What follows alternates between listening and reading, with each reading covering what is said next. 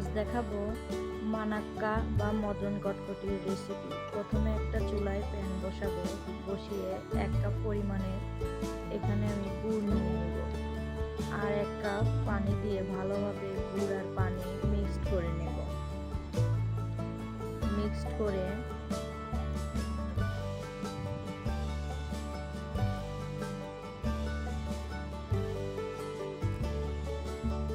নেওয়ার পর একটা বাটি নিয়ে নেব। বাটিতে নিয়ে নেব 2 কাপ পরিমাণের আটা বা ময়দা, নিব হাফ কাপেরও কম সুজি, 1 চামচ ঘি,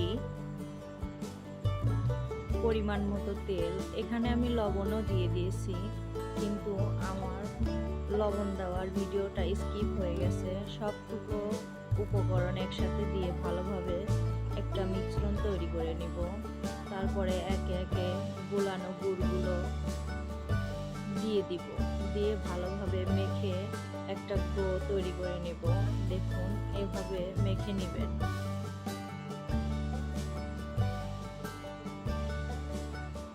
দেব কয়েকটা কালো জিরে।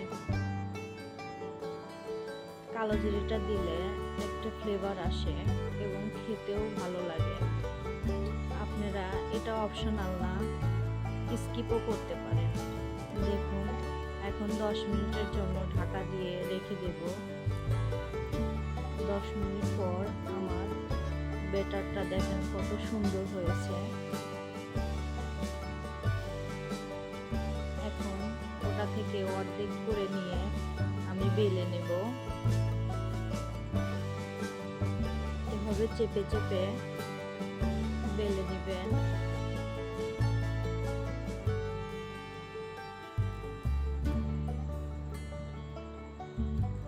একটা চাকুর সাহায্যে এখন এইভাবে কেটে নেবেন। আপনারা যার যার মেজারমেন্ট অনুযায়ী কেটে নিতে পারেন, ছোট বড় যে যেরকম ধরনের পছন্দ করেন সেভাবেই কেটে নিতে পারেন। আমি এভাবে করে কেটে নিচ্ছি।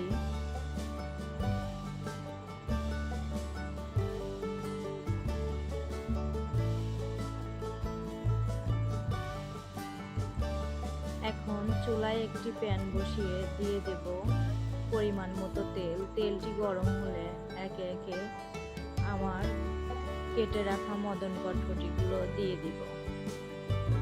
এটাকে মানাক্কাও বলে, আবার মদন কটকটিও বলে। আমরা মদন কটকটি হিসেবে এটাকে চিনি। দেখুন, দেওয়ার পরে একটু গরম হয়ে গেলে একটা হাতার সাহায্যে উল্টিয়ে দিব। দেখুন, আমার কটকটিগুলো কালার ব্রাউন হয়ে এসেছে।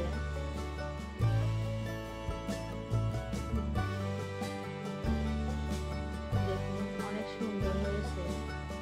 এখন আমি একে একে উঠিয়ে নেব। আমার কটকটিগুলো পারফেক্ট হয়েছে। এখন উঠিয়ে নেব। দেখুন, আমার কটকটিগুলো কত সুন্দর হয়েছে। এটা খেতেও যেমন মজা, বানানো অনেকটাই সহজ। যে কেউ এই ভিডিওটি ফলো করলে মাত্র 5 মিনিটেই বানিয়ে নিতে পারবেন এই রেসিপিটি।